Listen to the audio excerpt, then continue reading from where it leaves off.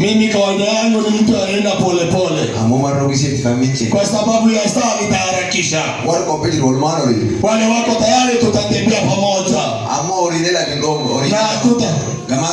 Na asema tutakimbia, hatutaanguka, tutavuka na mwingine. Asema hutaanguka na utakuta pita huko kama mwingine. Na tutaenda katika neno la Bwana. Bwana ako na neno katika maisha yako. Na Mungu sio neno peke yake, ako na kazi katika maisha yako mwendo. Mungu sio kama mwanadamu. Sio maneno peke yake. Mungu ako na neno. Neno la Mungu iko na kazi kwa maisha ya mwanadamu. Na Bwana anataka kudilisha Mungu katika nguvu za Mungu zitaonekana juu ya maisha yako.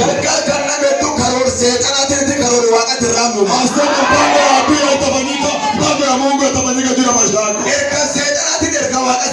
Na kwamba unabii ya shetani haitafanyika juu yako, nabii ya Mungu inafanyika.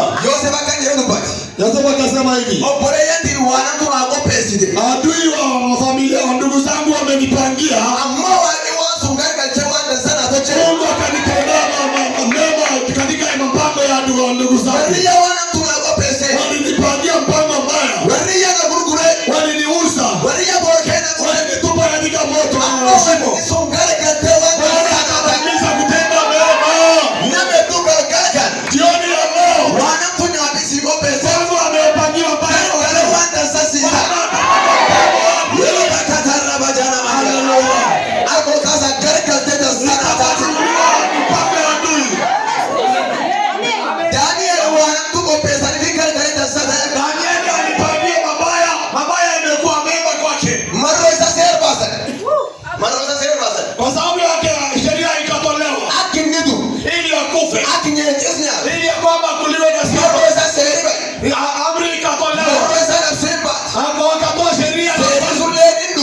Sheria ikatolewa ikakuja na akapeleka kwa shimo.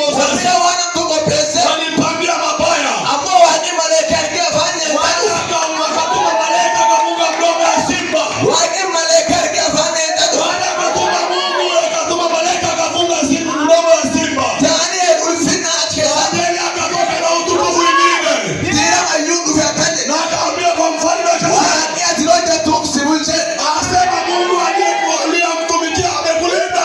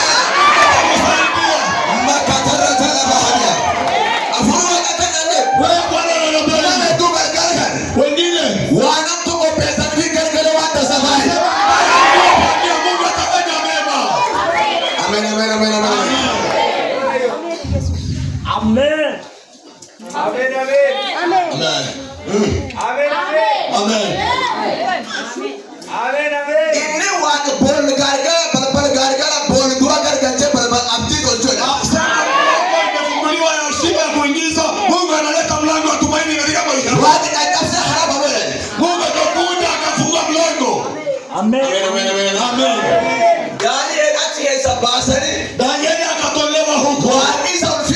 Mungu yake akatukuka. Wote watu wote mwabudu Mungu ya Danieli.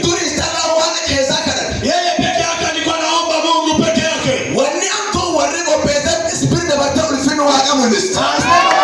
Aliyotendewa ya kwamba ikapita yeye ya kwamba ikaonyesha utukufu wa Mungu. Adui amepanga Mungu akabadilisha jina lake. wako. Maqaan Waaqayyo ulfaata singe. Aloot Waaqi irratti ulfaata as keeje. Nasema kuna kizazi Mungu atatumia. Nimekirele mesena magafana mahali ya basi. Galgali kun galgali samim bana.